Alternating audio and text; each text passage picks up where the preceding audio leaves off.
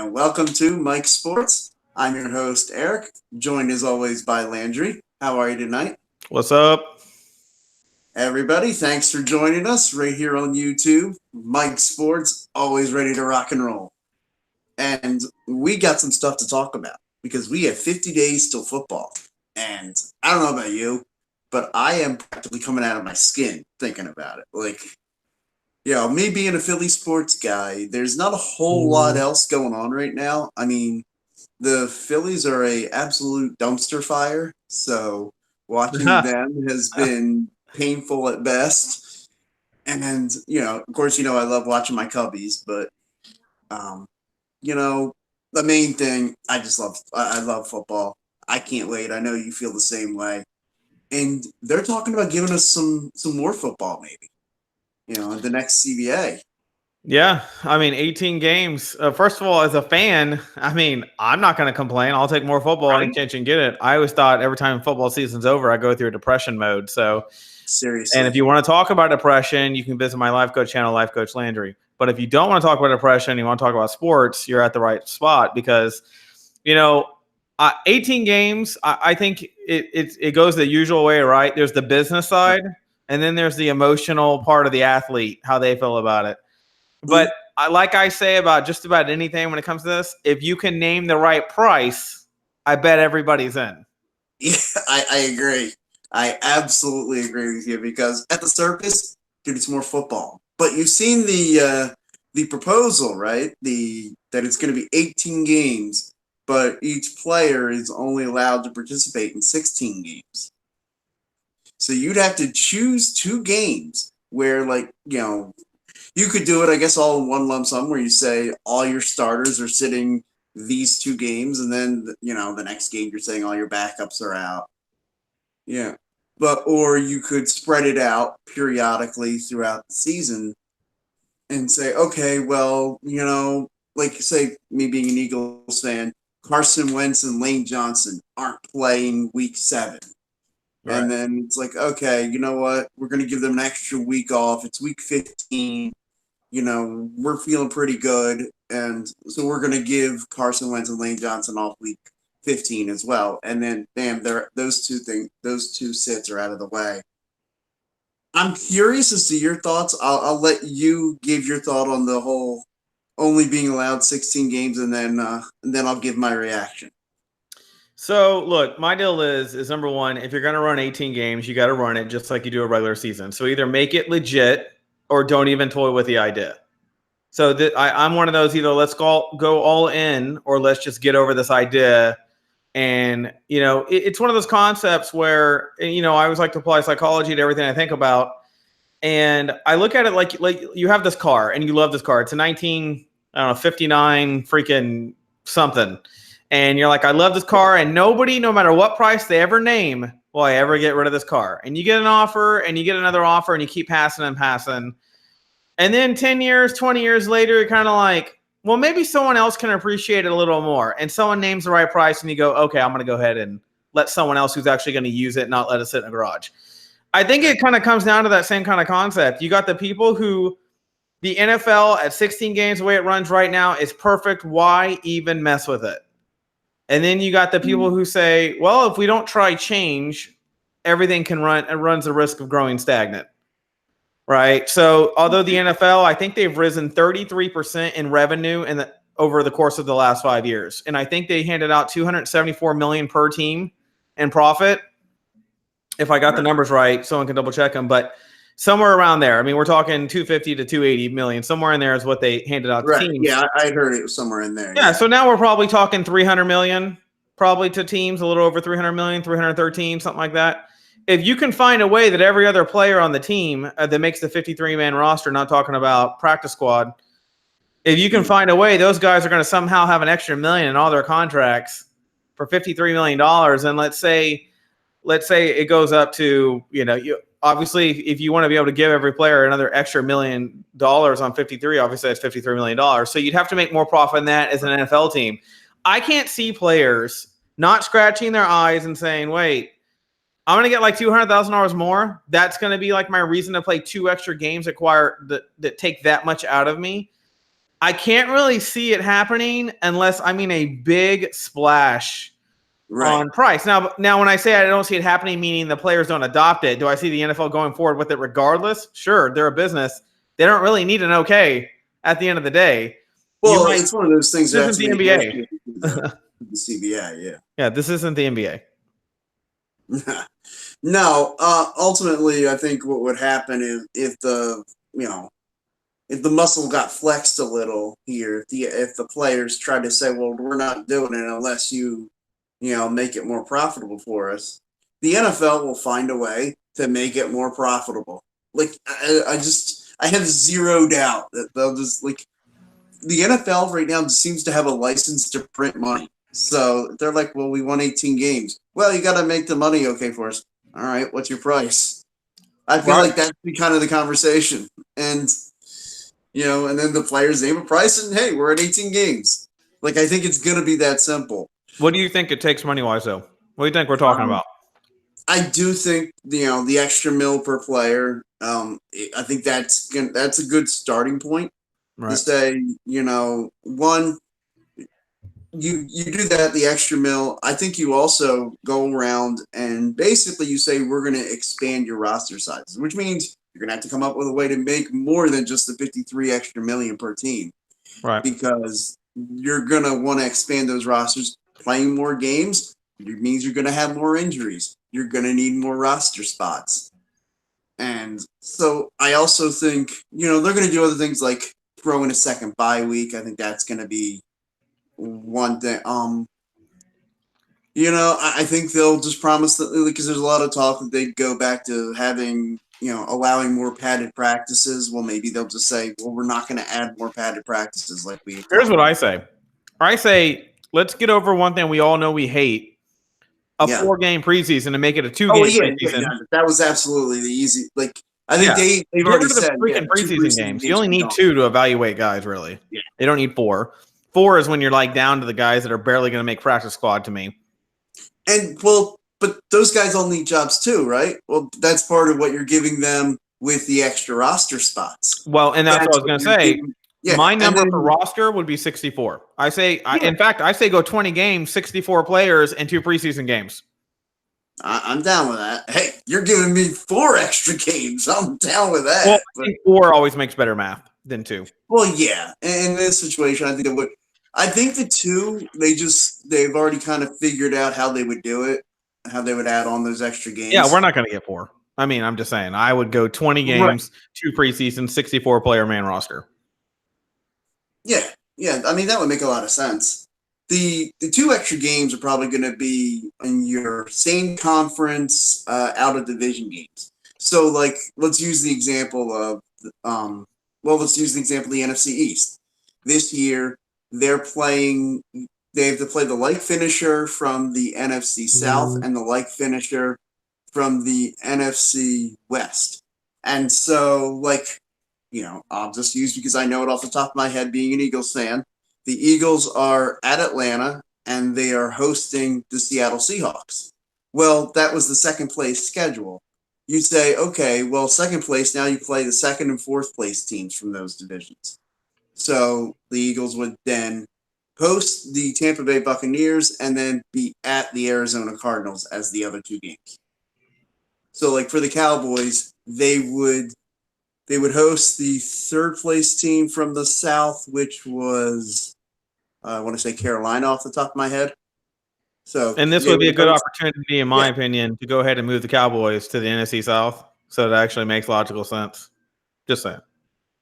Well, I don't want to do that. I love the rivalries of the NFC East. I never want to disrupt that. I'm over it. Of course, I don't know how much you guys love taking 3 trips to the East Coast every year before you even worry about any of the other AFC matchups. Or, you already know you have 3 trips to the Eastern time zone before you decide any other games. Right. Yeah, look, I say, and because they're going to go 18, I just think one day we're going to end up talking about 20. That's why I'm like, if we're going to pull the Band-Aid, let's just do it. Let's all jump in, like grown men, and let's all go at it and do all the stuff now instead of tiptoeing around what we all know eventually is going to be the next conversation, a 20 game. And I think 20 games just sounds good. 20 games, 2 preseason games, 64-player man roster. That basically gives you, what is that, 11 players. That basically puts an entire string extra on your team to play with. That's why I think it just makes a lot of sense. 64 is like I said, I like 4s and 8s. I just think mathematically it all works better. So I look at that and I'm like, that all makes sense to me. I think what we're talking about right now, and I think you're seeing all players push back. And I think this comes from the emotional versus the business side of the game. Well, right. I think what it is just that natural tendency to resist change. And this is something different. I think drastically different. What do you think about this, though? I think the PA, the Player Association, drives me nuts because to me, no matter what is suggested by the NFL, they automatically come out against it in the beginning, no matter what it is. And I just don't know how that's a productive attitude because I don't actually think that reflects the players. I think that's just the guy that's in charge of the Player Association. I think that's his natural style of you've got to prove it to me before I ever to agree to it versus being more of an applicable person. Right. It definitely seems like no matter what it is, it's like he comes out against it. So therefore, if he decides to go along with it, it's like, see, I compromised. It's, he comes out in a position of strength, whereas, being like, I'm trying to think of a good way to put this. He does naturally just come at everything that Roger Goodell, it's like watching the Democratic Congress and Trump try to make a deal. It just never really, everything's, at odds at 100% from the very start of the conversation. It doesn't matter. Hey, I have the cure for cancer. It doesn't matter. We got a problem with that. It's like it just doesn't matter. Yeah, Goodell comes up, makes a statement. Guys, the sky is blue. What? No, I do not concede that notion. Unless you're going to pay us for that, we will not agree that the sky is blue. I'm totally with you. Like, I think my numbers are right. I thought about it a lot. I'm not really sure on the money aspect because you have the core players who make $1 million will mean nothing to them. But you have the other players that are second and third string where $1 million, if they're making $600,000, now they're making $1.6 million. So they've almost tripled their income. Those guys are going to be all for it. I think it's those big stars in the upfront that are going to say $1 million. Why would I play 2 extra games for that? Right. I think what's going to come down to also, they're going to have to raise the salary cap. And I mean by a lot. Like, this is going to be one of those situations where they come in, they say, say your salary cap is $200 million. I'm just throwing it out there. What is it? I think it's 288 right now. All right.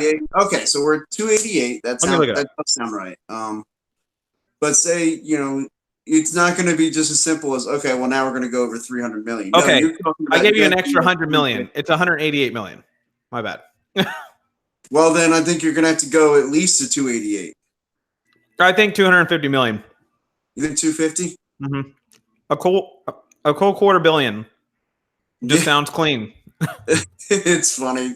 Like 250 million. Yeah, sure. That's what we'll raise it to.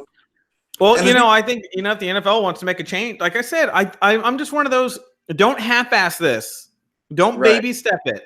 Like, get in, and the kinks will get worked out in 1 to 2 years if there's anything that doesn't make a lot of sense or it gets messed up or doesn't go the way it's supposed to flow. But if you baby step it, I just don't think the fans can be like, what? Like, what are we doing? Like, every year we're debating, like, new change. Like the baby step of college football, go into the playoff system and going 4 teams. I agree with you. We said this before a long time ago. We should have gone 8. Don't baby step it. Go right into the 8-game playoff. Right. Because, look, I think what it is people know once you go that forward, you're never going to go back. So some people believe in the incremental step. I'm like, look, this isn't Congress. We're not passing freaking healthcare here. We're talking about playing more games. There's already a science and a business model to it. You plug in the numbers and the equation comes out to a certain thing. That's it. Yeah, it really is that simple. I mean, look, but also think about this. Something else the NFL has been wanting to do for a long time. You take, say, the Super Bowl weekend. Look at what that date is. Look forward, say, 3 weeks later, because that would be if you have your 2 regular season games added on, and, of course, you push the playoffs back, and then if you have the extra bye week in there. So look at where that puts you. President's Day weekend, 3-day weekend. Super Bowl Monday is now a holiday. Right. And here's the other thing. I mean, if they really want to change up that too, just automatically make the Super Bowl the last Sunday of February every year instead of having it alternate like on date. Like just set a standard to it. Well, yeah, I mean, it's always on Sunday. So, Well, that's what I'm saying. If you're going to make it a holiday, make it like a date holiday. Okay, Yeah. so I'm looking for extra time off from work. I mean, that's all I'm really doing here when I'm talking about this. Well, right. That's what I'm thinking. It's like, wait. I mean, we were talking football, and now I'm thinking about myself. Right. Well, you know how it naturally always progresses back to self. And I have a video on selfishness on lifecoachlandry.com. Go check it out. There's another shameless plug. We got a plug. Well, You got a plug. hey, all right. If we're gonna do shameless plugs, then I'll also plug Football Smack Talk show on Facebook. Yep, go watch it. Actually, Ryan, how do you say his last name? Reese. Yeah. Ryan Reese and Eric are on there. And if you're a diehard Eagles fan, go watch it. If you're a Cowboys fan, get a bucket because you're going to want to vomit a lot. That's right. We Keeping wear it our Eagles 100 swag all the time. Even at 100. I'm over here with candy and drinks and everything. Like I feel like I'm sitting at home having a phone conversation. But you know what? That's the way I think. That's the way I think these shows should go. This whole formality of like suits and ties and ESPN broadcasting. I'm like, you know, what happened to regular freaking people talking about sports? Right.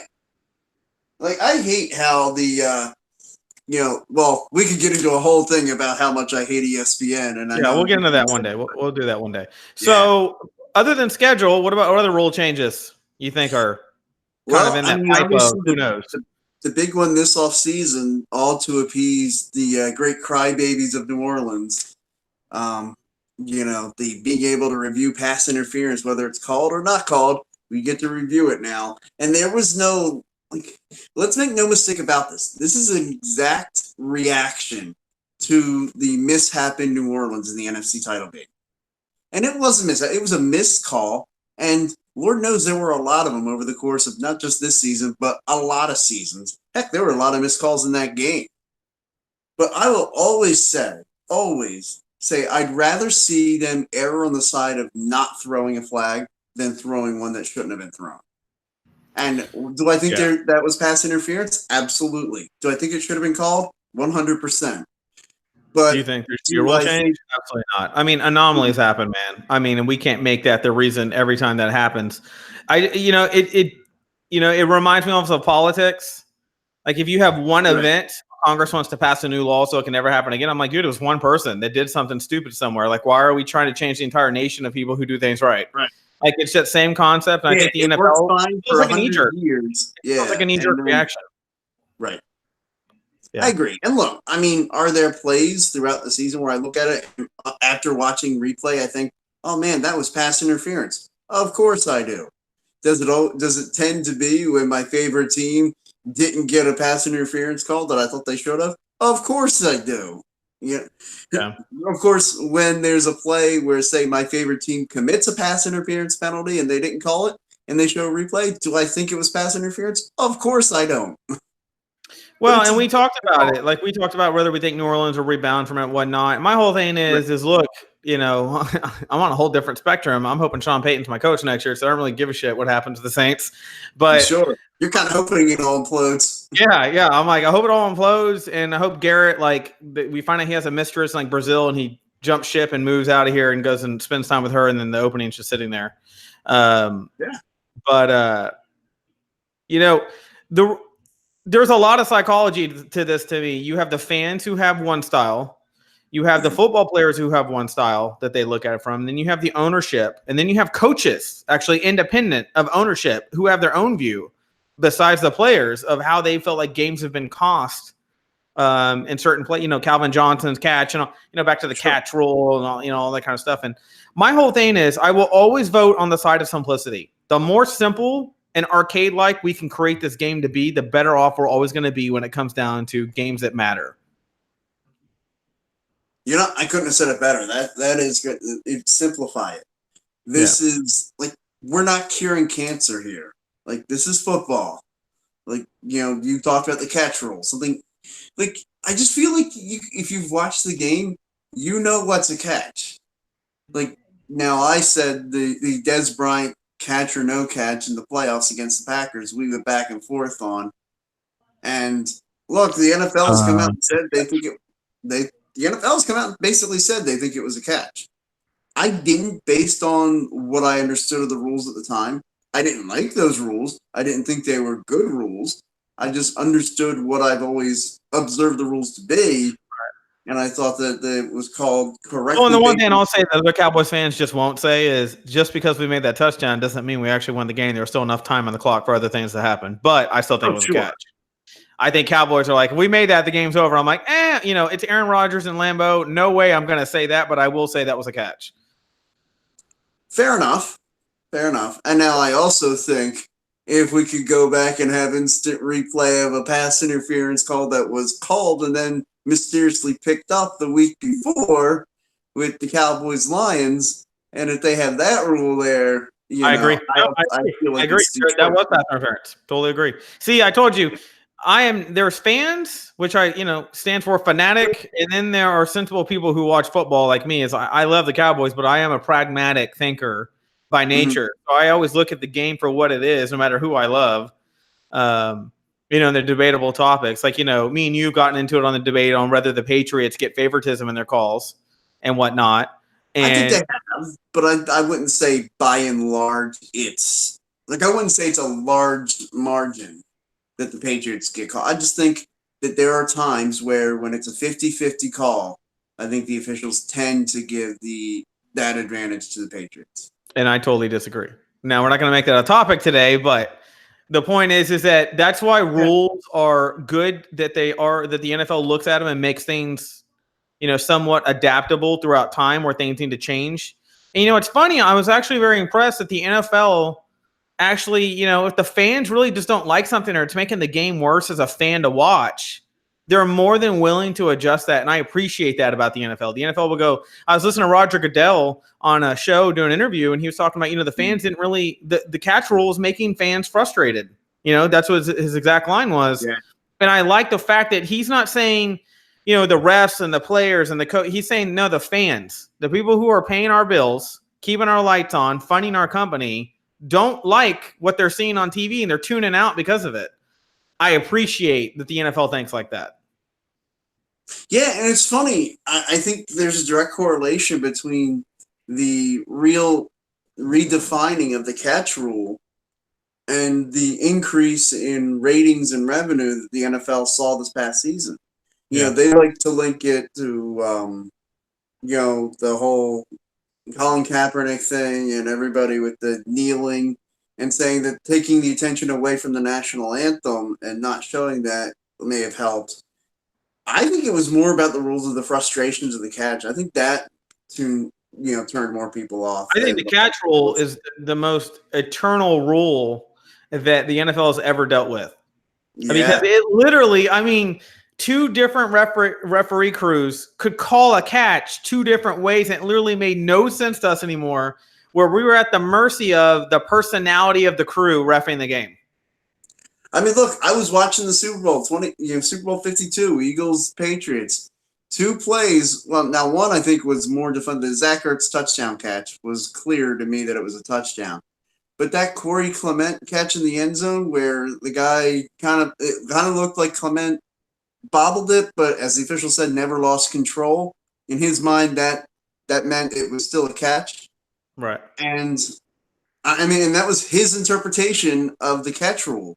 And we were subject to basically his win. That was going to decide. Look, the margin of the game was 8. That was 6 points there. Do the math. All of a sudden, the Patriots were really 7 points. So all of a sudden, the Patriots just need a field goal to come down to win the Super Bowl. You're talking about a different and much more nerve-wracking final minute or so for me in that game. Yeah. Look, the catch rule has driven me crazy. And you know what I can't stand, and this every year I have the same frustration about the same thing. When they play in the playoffs or Super Bowl, they go, oh, they're letting them play more. How about we do that all season? Why does that have to be a playoff freaking Super Bowl thing? That drives me effing insane. It's funny, and I thought it the last 2 years going into the playoffs. I thought, I'm like, man, the officials better let these guys play. And during the playoffs and Super Bowls the last 2 years, I've really felt like they have. And each time I thought, well, how come, like, I don't know, the Eagles Cowboys games seem so over officiated, and yet here we are in the playoffs, and it's, the Eagles Bears game, and I'm like, wait, it's the third quarter, and I don't remember, like, have we had any penalties? Yeah, it's like, so I'll be watching Monday Night Football, and someone will bump Yeah. someone's shoulder, and there'll be like 15-yard penalty for incidental contact. You're like, what? Then in the playoffs, you're like, the guy who brought a shotgun on the field shot the quarterback, and they're like, play ball. He And had you're it like, coming. I am confused with what we're doing here. And I'm like, you know what? How about we just let them play more and bring down? Obviously, there are two things, not counting the Kaepernick and the catch rule thing, that fans voted when they did polling. And the other two things that fans really talked about they cannot stand is they said games are too long Yeah. and So that now let's add penalties another are causing replay too up and much make it longer. pace change in a game. And it's driving fans nuts. Yeah. That we have this team driving down the field and all of a sudden we were spending 15 minutes overlooking a replay. And this is why now, remember back in the day they had the booth, and now the guy brings the ref the thing to look at. He just holds it and looks at it. That's because they're trying to shorten the amount of time it's taking to get this reviewed. And I say, screw it. Take it out of the ref's hands altogether. Let it come from New York and Los Angeles, two places or somewhere that doesn't even have freaking football, like Montana or something, somewhere neutral to everything, and let them review it and mic it into the ref. Like, what is the big deal? Put it in Canton, Ohio. Put the NFL headquarters in Canton, Ohio. There's no football team in Canton. That's the Hall of Fame. It couldn't be more. Wait, make I it the thought real Ohio football State epicenter. is considered an NFL team in Ohio. Well, okay. Buckeyes, ugly and fat, something about a rat. So, but what I thought about is that, it just doesn't make a lot of sense. Like, I don't understand how replay has become this complicated. It's like, give it to someone neutral, put it in somewhere neutral, and let them review it while the play's happening. And I bet they already know. They're already looking at it going, up, the ref's got it gone. They're already ready to mic it in to the ref going, you got it wrong. Well, in the NHL and in Major League Baseball, the on-field refs aren't even looking at the replay. It's somebody from New York or wherever is telling them, yeah, this is what we think needs to be changed, or we think you got it right. And so they'll go they just enforce the call that's given to them by the replay officials. Yeah. And the thing is about what I like about it coming from like a replay center is they have the ability to zoom in to like the fingertip. Like they can see anything. Is the ball touching the grass? Like they got it all. And those guys, the techniques and the software they have are so exact that, if we're sitting here going, nah, that definitely touched or whatnot, they've already looked. And that's what we need. We need those guys who look, they know, they're not really interested in what we saw because they actually can zoom in. They have the access to everything that really gives them the answer. Now, we're currently doing that, I think, with New York. Like Blundetto, like on Fox, he'll chime in and say, hey, well, New York has this tool and that tool and stuff like that. But I'm also sitting here going, why do we only have New York? Like, why don't we have two places, like, looking at it? Or why don't we have it where if it's on the East Coast, it has to be called by the West Coast. If it's a West Coast game, it's got to be called by an East Coast. We got to eliminate some bias in there, too, I think. Yeah, I think by and large, and this is going to sound contradictory from some of the things I've said on some other shows, I don't think there's a lot of bias. I really don't. I think most of the time they try to make the right calls. Eric, I have a life coach channel that I talk to people who lie to themselves about things. No, I mean, I hear you. I agree. I'd say 1 out of 10 times there's probably some bias in a swing and a decision, but on average, I think the NFL, I mean, look, who wants to be the person who makes the call? And then when someone else looks at the replay, they're going, what replay did you watch? Nobody wants to be that person at the end of the day. They want to get it right. Yeah. And in today's world, like being wrong costs you because everything's reviewable at some point. Sure. And look, and now 20 years ago, maybe 25 years ago, it sort of seemed like these officials, like there was no recourse if they were, if they were irresponsible in their position. Now I really do feel like with the way that everything is kind of under the microscope. If an official were to make a horrendous call and then not be willing to change it in a replay, when it's a reviewable play. I feel like that official will be run out of the business because just one, the social media fans have an outlet then to reach the NFL a lot easier than when we were kids. It's like, yeah, you yell at the screen, you get mad, but like, who outside of you and a couple of your buddies even knows you exist as far as caring about that? Maybe you write a letter to the NFL and they, that takes so much time. Now, if you get ticked off, send a tweet, tag Roger Goodell, tag the NFL, and granted, you might end up getting blocked by them. You got to be careful because Roger Goodell will probably reply with something like, "Hey, sure, you can come in and meet with me to talk about domestic abuse." What? That's not what I said. Oh, I'm going to talk about how I'm going to domestically abuse you. Yeah, why are we talking about domestic abuse? He'd be like, "Oh, I thought you were the guy that got arrested yesterday." You're like, "I did, but how'd you know that?" And he's like, "I'll see you on Monday." What? Like, you're suspended. You're not allowed to watch football for the next 6 weeks. Exactly. I'm just a fan. Yeah, well, we're making sure your cable's turned off and you can't watch any NFL over the next 6 weeks. Son of a. Well, and my whole thing is also you look at it from a different perspective. They've given the offense all the rule changes, like at least 80% of them that favor them. So you can't let them all of a sudden become these high octane offenses that just start scoring points like crazy and then have a bunch of things that stop them and the momentum, like penalties and reviews and crap like that. My theory about the NFL rules will always be that referee book should be shrinking, not growing. Yes, I agree. I agree with you there. And one of the things you talked about, the game being too long, and they need to find ways to shorten it. I would love to, like the college football. Now they stopped doing this, but I kind of like the rule that they at one point had, which was right at the kickoff. As soon as foot met ball, the clock started. And then the clock, as soon as it was spotted after the kickoff and the official blew the ready to play whistle, the clock started again. And so instead of you get the kickoff and say it goes in the end zone as usual, you come out to the 25-yard line and it's still 15 minutes to go. Well, all of a sudden, 30 seconds have gone off that clock. May not seem like a lot, but hey, there's a play here and there that, there's 2 less plays in a game because of them starting the clocks like that. Let's talk about this. So we talk about, changes that they're working on. If you could make a rule change, what rule change would you make? Can I just eliminate the reviewing pass interference calls? Okay. Like mine would be get rid of the 2-minute whistle. Pointless. Yeah, I know you hate that. 60s, it makes no freaking sense. They blew it in a day where there wasn't clocks for players to see. So they used to have to warn them, hey, the game's coming to an end. You don't need that anymore. Obviously, we have giant displays that tell them everything, why they're freaking about to take the hike. I just don't understand why this why this is still in the game. Well, I Tradition, okay, but past that, why? I'll try and answer that. It's almost like an extra timeout. Like you strategize your offense around it. It's like, okay, you can run a play. There's like say 2:09 left, and it's the clock's running. You're like, okay, well, I'll run this one play, and I know I have the timeout for the 2-minute warning, so I don't have to use a timeout. And so, like, say you want to run just a simple up the middle play, or like a tight end over the middle and hit them for a short pass, and you don't have to worry about getting out of bounds because the clock's going to stop. Well, if you take that away, I mean, that's actually a rule that would benefit defenses. And we all know the NFL is not okay with making rules that benefit a defense. Right. Well, like I said, my whole thing is I'd be okay with giving it a try. Maybe try it out in the preseason, see how you like it without a 2-minute warning. Honestly, I just don't think it would have much effect. I think it would just make the game simpler. I don't think teams really. I think unless you got a chance at winning, I just don't think it really matters.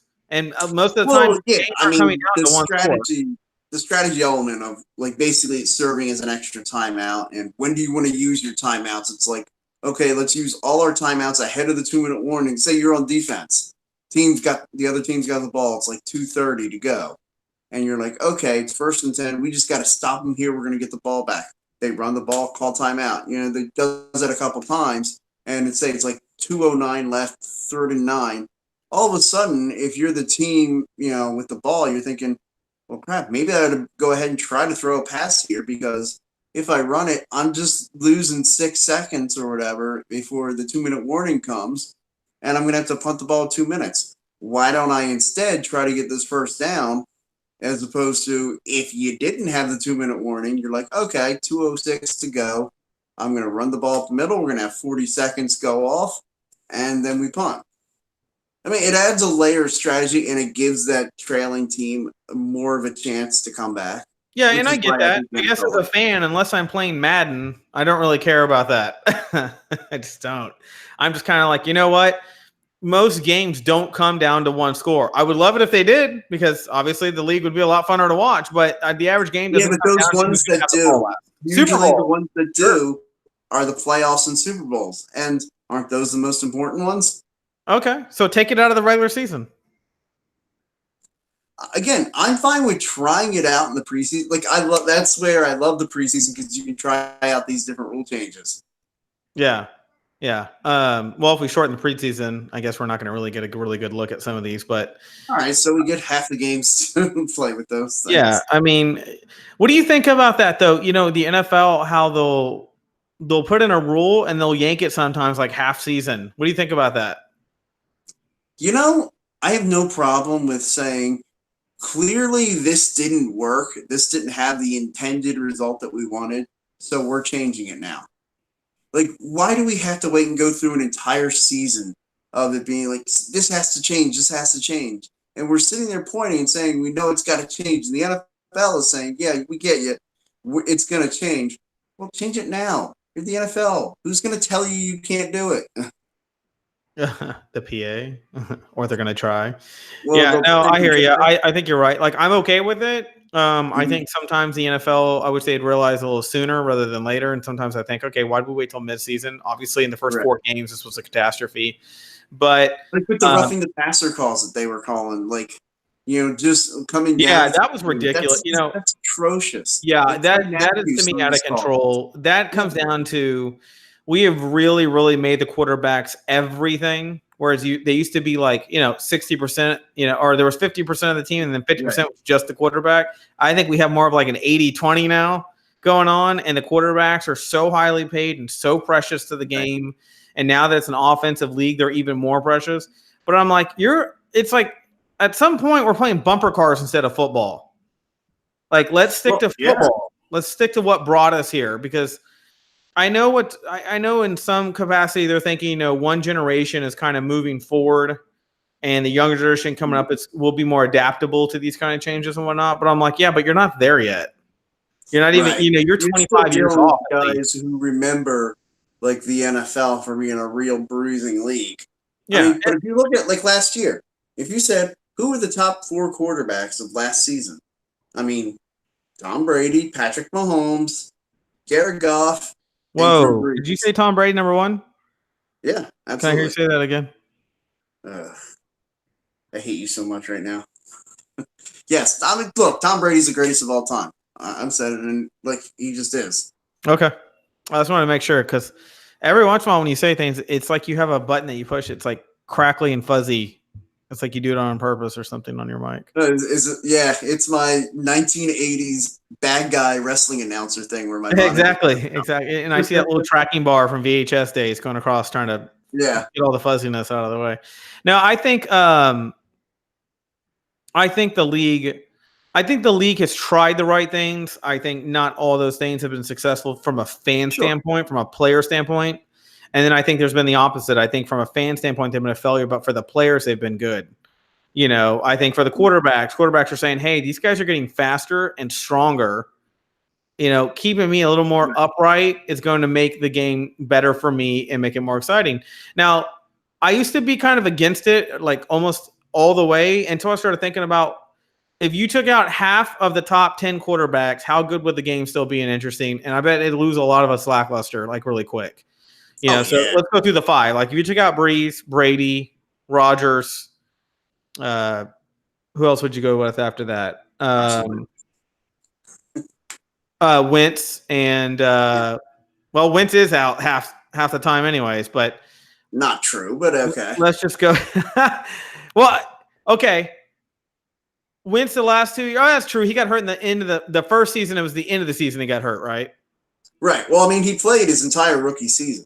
Yeah, because I was like, there was And one the season second year he got he injured. jumped in the end zone, got his knee hit or his hip. Yeah, or whatever. that was 2017. The year. Yeah. Okay. Yeah. So you're right about that. But my point is if you took these guys out, I just don't think we would like the league as much unless we found some star that we would have never known about. Like that's the only way you can Like change Nick that. But Foles. I mean, and that happens. I mean, when Romo came off the bench, we didn't know he was going to be that good. We thought it was just a third stringer. Tom Brady. Yeah. Tom Brady's a classic example of that. Yeah. You know, Drew Bledsoe gets hurt, in comes Tom Brady, and and look back into the history of the league. Kurt Warner, he's one of those too. Came in, remember Trent Green gets hurt. Dick Vermeil stands up there and says, "We will rally behind Kurt Warner and we will play good football." Hall of Fame career later, I think they rallied behind him and played good football. Yeah. So did you get a chance to look at the Madden ratings for quarterbacks? Yes, I did. The top 10?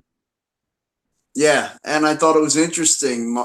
Patrick Mahomes being the highest rated quarterback. How do you feel about that? I mean, look, it's at the end of the day, I love him. I'm a big fan of Mahomes. I think he's awesome. He's fun to watch. Do I think it's a little premature to put him as the highest rated quarterback? Yes, I do. I think that's premature. Tom Brady, like we said, is the greatest of all time. But like as far as right now, I'd probably say higher rated might be Drew Brees, Aaron Rodgers. Either one of them, I think, should be higher rated, at least than Mahomes. I mean, if you wanted to say, Brady, Brees, Rodgers, and then Mahomes, and then like say Roethlisberger or something like that. Like after that, like that, I think is more of the appropriate ratings as opposed to putting Mahomes ahead of all of those guys. Yeah, I'd be fine if they say the game projects out in 2 years that he's going to be the highest rated one. Yeah, I thought it was interesting they put Mahomes in front of Brady. Almost felt like what they're really doing is predicting. I almost felt like they're saying, "Hey, this year we think Mahomes is probably going to be able to beat the Patriots." Last year there's 2 close games, high scoring. Yep. Brady edged him out. This year we think Mahomes will take it, so we're going to go ahead and put him up because we think he's just going to edge him out. And I almost feel like they're predicting what will happen between the Patriots and the Kansas City rather than saying Mahomes is just a better quarterback. I think that's what they really probably think. Mahomes is hot right now. He's got the hot hand and the no look passing and things like that going on. Did you see the YouTube video of him, standing at the bottom of the stadium and throwing a football over the emblem that they have at the top of the stadium? No, I haven't seen that. Yeah, you should go check that out right on YouTube. So we'll plug YouTube all the, it's this viral video of him doing that. Now, if I'm the Kansas City Chiefs, I don't know if I'm too thrilled about him trying to do that because, you don't want him hurting your arm. They're just pulling some goof. But it's a good video, so everybody should check that out. Because I'm going to have to check that out. I think when I looked at the list, I think there were a couple of names that I was kind of like, what? To me, Cam Newton was a little too high. Yeah. I forgot there was a person right behind Ben Roethlisberger, and I can't for the life of me remember the name now. And I remember going, no way that person should be that close to Ben Roethlisberger. It might have been Cam Newton actually. I can't remember who it was, but I remember looking at that list going, Aaron Rodgers was like number 8. Yeah. And I was like, okay, so it's safe to say that we're starting to think that he's getting up there in years. Fine. Yeah. Dude, I think people forget, I'm like, hey, the last time Aaron Rodgers was in a Super Bowl, there was, I think there were some things going on in the NFL that if I was to say them, you'd be like, dude, that was a long freaking time ago. And right. I'm like, I think people forget they treat Rodgers like he's gotten like one game away every year. And I'm like, dude, the dude hasn't really been. Do I think he can play in games? Yeah, but do I think he's injury prone? He just is. And I think once he's injury prone, yeah, and Green Bay doesn't have a lot of weapons. But I remember looking at the QB ratings coming out from Madden. I remember going, wow, this is kind of it's kind of like a new generation of quarterbacks are starting to take over slowly. I think they had Wentz. I think Wentz was like he's like an 82 or something like that. Yeah, he was like 6 or something. And I personally think that's just because of injuries that they have him there until they know he's going to be sustainable. I think that's all that's about. Because I would put Wentz at like number 3. Like I think Wentz is that good. Wow. I think it's Okay. probably Mahomes, Brady, Wentz, in my opinion. Mhm. Um, I agree, and I would have preferred them to have, say, Brady, maybe even Drew Brees up higher. But you know how the game projects out, like after say after 2 years in the franchise mode, that's when I would have it projected out that Patrick Mahomes becomes the top guy. Let me ask you this: if Yeah. Wentz gets hurt this year, hmm what does that say about the future of the Eagles and Wentz? I mean, I know they're not going to part with them, but Well, do you right. think, do you think they start seriously considering having a really talented backup there at all times because of that? Like maybe going and getting a real backup like they had? Yeah, they're going to have to. It's people have asked me a few times. Well, what are you going to do if that happens? The bottom line, the Eagles as an organization can't let that happen. Yeah. Like they have to do everything short of putting this guy in bubble wrap to make sure. Well, remember his first injury was him. I mean, he took off into the end zone and got smashed. I mean, so it's a matter of the back injury. I really feel like that was him overcompensating for the knee. Yeah, that was him trying to, prove himself, make his place again, show he's the leader of the team. And, there's nothing wrong with that. You're an athlete, you're a natural competitor. I want to see that out of you, but Sure. it's like when JJ Watt came back from his back injury. I mean, it basically flared up again at some point because you're trying so hard. And, I think NFL players, they don't have a middle mode. They're 0 or 100. I just think they're one or the other. When people are like, oh, they're running 80%, I said their body's running 80%. Their mentality is pushing them 100%. Right. I mean, and you can say as much as you would say, "Oh, you got to live to play another down," and that's perfectly fine. And they'll give you that good speech of saying, "Oh, well, I've got to learn that sometimes a punt's not necessarily a bad play." Yada yada. They'll give you all that, but the bottom line, in the heart of the play, when Carson Wentz is scrambling out of the pocket and he sees, "Hey, there's an open area for a first down. If I lay out here, I can get a first down and keep this drive going." He's got too much of that alpha dog in him to say, you know what? No, I need to sit back and throw this ball away and live to play another down. He's going to say, I can get there. I can make a play here. And I feel like when push comes to shove, and I feel like that's pretty much the case. You could say that about any quarterback. I think the same thing could be said for like Dak Prescott or Aaron Rodgers or anybody else, that as much as you might say, hey, learn to protect your body, that's cute and all, but here's a chance to make a play, and I'm going to go make a play because that's what I do. Okay, speaking of Dak Prescott, salary. This will make this our final topic of the day. Zeke, possible holdout. Then you got Jadeveon Clowney for the Texans, possible holdout if they don't franchise him, he's feeling like.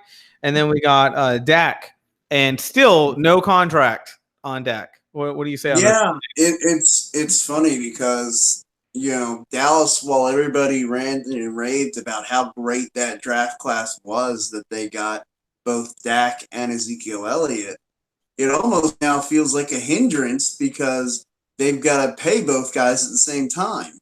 Mm-hmm. And it's like sending twins to college. Like, oh shit. Oops. Did we have twins? Yay, I got them both out right away. Oh crap! I gotta pay for them both now. And you're like, yeah, I know you both got a scholarship at Stanford. Can one of you go to community college? Can one of you downgrade yourself? If you go to community college, it's the same education as Stanford for half the price. But Dad, I really don't think it's the same education. It's the same education. But Dad, I want to be an engineer. And he's like, they have a great mechanical school. I don't want to be a mechanic. That's not an engineer. Okay. Well, let's compromise. Yes, compromise is the key to life. So my deal on Zeke, and a lot of my Cowboys people were surprised to hear this. I participate in a radio show down here every once in a while, and one of the things I had said on there is I'm fine with trading Zeke if we have to. And the reason I would consider trading Zeke overall is because if I look at the NFL teams. And I use logic, and I said, if Dak was on the market and Zeke was on the market, who would get market value? Probably not Dak, probably Zeke. But and I'll give people that. But I'll also say the opposite. Zeke is a little bit of drama. Every year, something is going on with him off field, and that is driving me freaking nuts. It makes me want to go, you're a distraction. I don't care how good you are. You're Le'Veon Bell. You're just going through all the motions of being a pain now. I don't see it. To me, Dak on the market would maybe two other teams would take a look at him at the value that the Cowboys would pay him. Past that, I don't think anybody would. But inside the Cowboys system, Dak should get paid that because he'll work with the system we got because of who he is and, kind of the way we've kind of nurtured him in. So my deal is first of all, Zeke, like, I like you, dude, but you probably got 4 years max left in your playability, and your numbers have already gone down since your first year in the league. You've already started to go down. So my thing is there's about 2 more prime years in you, and then 2 more regular years after that, and then it's all downhill from there. So whereas Dak could be, on the field for 8 years at his current rate, if not better. So I'm looking at that going, to me, there's no decision to be made. Zeke, I'll negotiate with you to an X amount. With Dak, I blame the Cowboys have done a disservice to themselves by waiting this long. They've only made paying him worse because now he's going, hey, look who got signed. Hey, look at their amount. Hook it up. I'm thinking right now he can go push and say I want $33 million because $33 million in 2 years won't even be the regular going rate. Especially one of his arguments now. If you're going 18 games, maybe, if we do go 18 games, I want to be compensated now for that. I don't want that negotiation contract later when I'm already linked in and I can't fight for that now. Yeah, look, those are great points. And, I was going to go down the route of you pay Dak because Ezekiel Elliott, as talented as he is and a great playmaker as he is, he's a running back. And if there's one thing that, like, teams like the Rams who – they had Todd Gurley, and he was their big stud feature back. And late in the season, it's like, okay, we rode the crap out of him. Well, all right, let's go call C.J. Anderson, who's sitting on a couch, and let's bring him in here and let him bulldoze his way in the playoffs. I think all that does is sort of diminish the value of a premier running back. Look around the NFL, like the Eagles, they have Jordan Howard, who's a nice back, but he's on a 1-year deal. Drafted Miles Sanders in the 2nd round. They've got Corey Clement, who was an undrafted free agent. Like, that's who they're willing to roll with at the running back position. Well, look at it. We had they're looking for value at running back. And look, once you traded him, he declined immediately. And everybody thought we were nuts for letting him go. And they were like, I can't believe you traded him. That's nuts. You and the cow. And I get chemistry. I understood. But wear and tear was the other thing that most people didn't want to pay attention to. And I'm like, look, running backs have a wear and tear mode to them. This league is controlled by defensive ends, linebackers, and wide receivers and quarterbacks on the other side of the ball. Those are the 2 spots that control both sides of the ball. Everything else is, what have you done for me lately? And you're expendable. Yeah. And the sooner people realize that, take your money and get back on the field and shut up. And it's funny, DeMarco Murray, when he signed with the Eagles, they were talking to him, and he said, "Oh yeah, he's like, I got better money somewhere else, but I thought I had a better chance to win here in Philadelphia." And everybody thought that he was talking about Dallas, but then come to find out, Dallas wasn't even offering him money because they knew he was already worn out, he was already damaged goods. It was the Jacksonville Jaguars that were offering him. That's the team that he said, "No, the Eagles have a better chance of winning." Yeah, it's that typical, hey, we've MRI'd, we scanned this guy, we feel his muscles, we have guys who are working on him, and we have all the data we need to know whether it's time to move on. Other teams don't get that data. You just arrive and you do a couple of workouts. You look good. Yeah, like the Eagles got a physical, DeMarco Murray, he passed the physical, okay, he can play. The Cowboys had him in their trainer's room every day for the previous 4 years or so, and they knew, look, this guy's he's running out of steam. You've had more carries than anybody that last year. And I got to be honest, like I said, I'm a little biased in the situation because I think if there wasn't off-field drama with Zeke, I probably would approach it a little bit different. But he's already becoming a distraction with his stuff. Hey, when the season starts, if he's there and he's playing, he's my guy. I'm rooting for him. But if he's not and he's holding out and whatnot, I'm like, then I want to move on for him. We can get a couple of really good trades for him.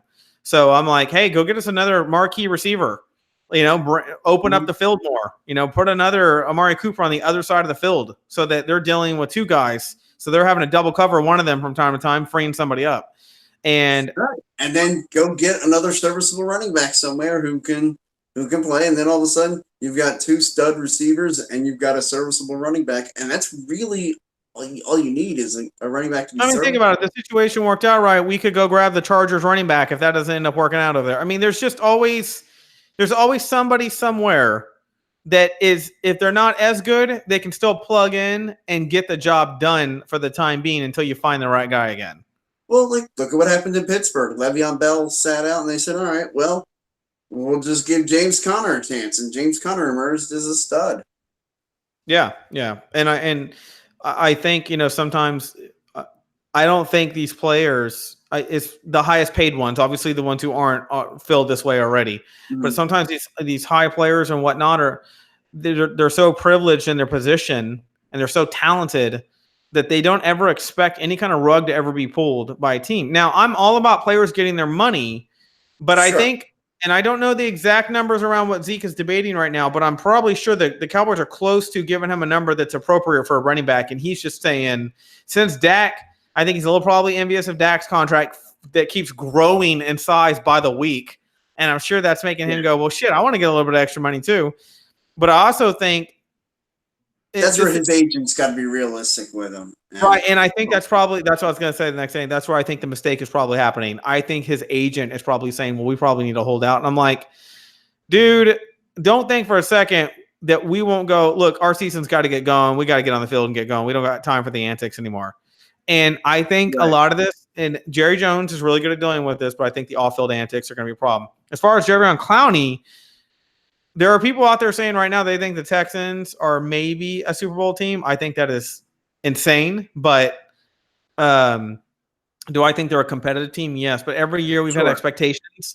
They've never met expectations except for 1 year with Matt Schaub where they got to the second round of the playoffs. That was the only year they ever met expectations. And since then, doesn't matter how healthy J.J. Watt is. It doesn't matter that there's 2 J.J. Watts on the field with Clowney. We don't seem to still be able to smash teams up like we thought we were going to be able to do defensively. Yeah, no, I agree with you. The Texans are a team that, as an organization, just historically, since 2002, have kind of not really met expectations. Ever since drafting David Carr, number 1, he never panned out. I mean, and really, I think you can all link right back there to the beginning that the Texans, as an organization, have really underwhelmed. Yeah. I mean, look, my 3 things, and they're probably that's the biggest news in contracts right now that I can think of. I say if on Dak, I think you're going to have to land at this point. And you're going to have to give him that 33, 34 million a year. Yeah, either that or, I mean, if you just want to do a principal thing just to feel good, I say offer him 29 so you never got to 30. I mean, at the end of the day, also, what I want Dak to realize is if it's not the Cowboys, there are only maybe 1 to 2 other teams that will even look at paying you 25 a year. And be realistic. And if something happened where the Cowboys are like, you know what? We're just going to go through this season with the holdouts being held out, and we're going to go draft us, a quarterback again, and we're going to start over again. I mean, Jerry Jones has always been able to make the deal in the end of the day, so it's going to happen. I think Zeke and Dak will get figured out. They may go to Zeke and say, hey, we're going to guarantee your money, but it's going to be 2 years from now. Like, you're going to get your normal now, and then you're going to get a splurge of cash because of this. Or they may say, since we know the salary cap's going to be going up, we'll take some of that and we'll splash it into you. So that's what I'm saying. There's ways to negotiate this. Sure. But you also got to be careful because, you're going to eventually have Amari Cooper at some point again going, okay, now that I've been here, I'm established, I'm producing, I want more. You're going to run into it, and God bless the players for getting everything they're worth because, in this league, you only got about, on average, a 5 to 7 year window of real opportunity to make really good money and be important to a team before they start trading you around and cutting you and your salary starts lowering before you're out. So I'm all about these players getting their money, but what Zeke will be a problem for me because he has that distraction mode to him right now where he's just getting in trouble off field. And as a coach, that's just not something I want out of a player on a regular basis. And now it's becoming normalcy for him to have some issue off the field. He's becoming Pac-Man Jones. Yeah, and that's you can't be that. You can't be Pac-Man Jones. Yeah, and there are Well, teams out there who will just suck him up like a vacuum and take him right in. But he'll. I think if you take him outside of the Cowboys, I just don't think Zeke. I think Dak and Dunk are kind of a second nature to each other. I just don't think you're going to get that somewhere else. So. Yeah, I agree. I think it's going to be interesting to watch. I wonder if they will get that done. At least get. I guess Ezekiel's is not going to hold out. They're going to have to get that done before camp starts in 10 days. Dak Prescott may be willing to go into the season still negotiating his contract. I guess we'll see. And we'll see what happens with Jadeveon Clowney. They're going to have to figure out something there too. Yep. So we'll talk about that next episode. Yep. Yeah, we'll pick this right back up next week. All right, everybody. Thanks for tuning in. Make sure to continue to follow us on Facebook and all the different ways. Click the little like button there on YouTube. Make sure to give us that like. Keep following us, and we look forward to seeing you guys next time. Jay, anything to add? That's it for me. All right, guys, and remember, 50 days to football. Woo!